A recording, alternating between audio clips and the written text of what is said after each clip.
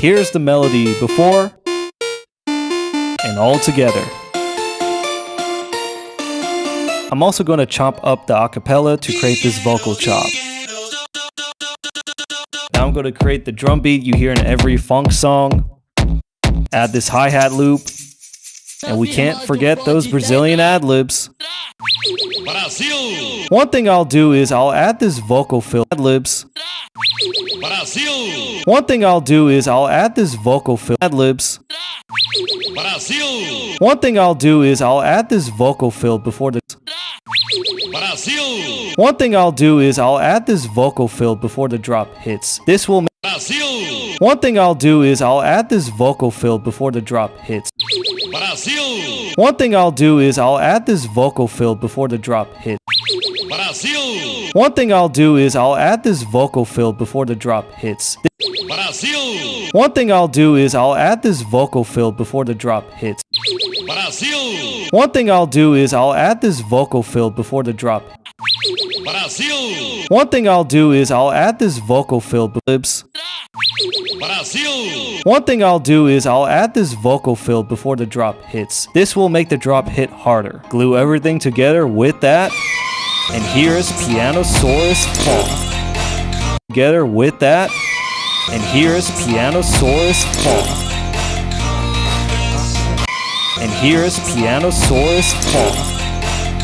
Together with that. And here's Pianosaurus Fall. Saurus Fall. Everything together with that. And here's Pianosaurus Fall. And here's Pianosaurus Fall. That. And here's Pianosaurus Fall. With that. And here's Pianosaurus Fall.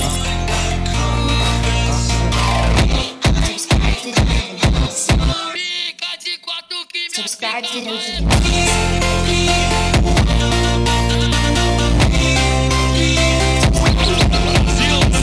If you want to know how I make all my music, I use my sample collection Bagunça. It has 9 complete sample packs sound designed by me that covers all the sounds you need to make funk. I use it in all my song challenges like the one you are watching right now, and my own music. If you want to make funk music instantly like this, scan the QR code or go to the link in the descriptions, Doguetta.store, and grab yours today. Now we got Nightmare Critters. And their jingle is one of my favorite compared to the other monsters. When I was dragging the song into the project, Ableton detected the song's tempo at 110, so I'll leave it that way. I created a chord progression using an accordion.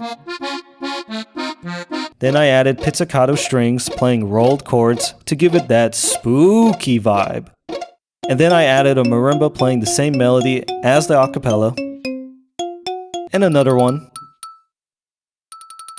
Then added this Mario 64 organ melody. Don't forget that tubular bell. And an 808 playing a bass line that makes you feel like you are marching. And here's the intro. Now for the drop, I'm going to duplicate the 808, but this time I'll add this one with a lot of drop. Now I'm going to make a melody that makes you feel like you're in a circus. And you probably heard this lead from that one song you know. I'll add some Brazilian vocals throughout the track. Oh yeah, this one's my favorite. Did a bit of mastering on the track, and after that, did a bit of mastering. This one's my favorite. Did a bit of mastering on the track, and after that, here's Nightmare Critters Fall. Subscribe to those beats. Something giving you the chance, not just be the Nightmare Critters. Subscribe to those beats. Now we got Yarnaby, your cozy and coddly. Oh, I like his jingle a lot, but I think I can make it better. The song is in the key of C major, so I'll put down some fancy chords. Listening it back, I realized that the key seems a bit too high for me, so I'm going to set it down 2 semitones, making it in the key of B flat major. Sounds much better. Now I'm going to add a 80s sounding synth and another one, and another one. Then I'm going to add this vintage key to play the top lead, and a counter melody doing da da da da da, and then a bass doing the bu bu bu bu bu bu bu bu bu, and here's the intro. Wait, I just realized something. This sounds nothing like funk. This is synthwave. I'll find a lead sound in Serum. Ooh, I like this one. Not sure what to play. I'll just improv something.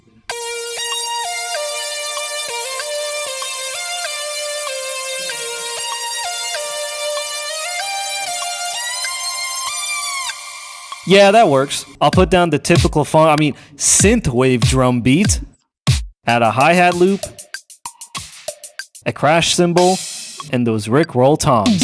Oh yeah, I'm gonna make this video game art effect using Nexus, adding effects like reverb, delay, and some drop, and then add this panning automation, those Rickroll toms.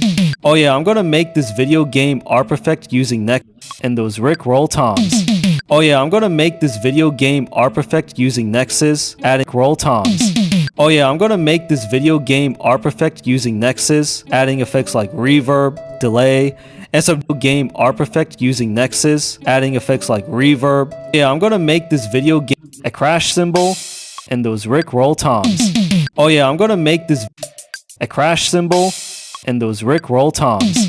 Oh yeah, I'm gonna make this video game art effect using Nexus, adding effects like reverb, delay, and some drop, and then add this panning automation to create a right to left Doppler effect.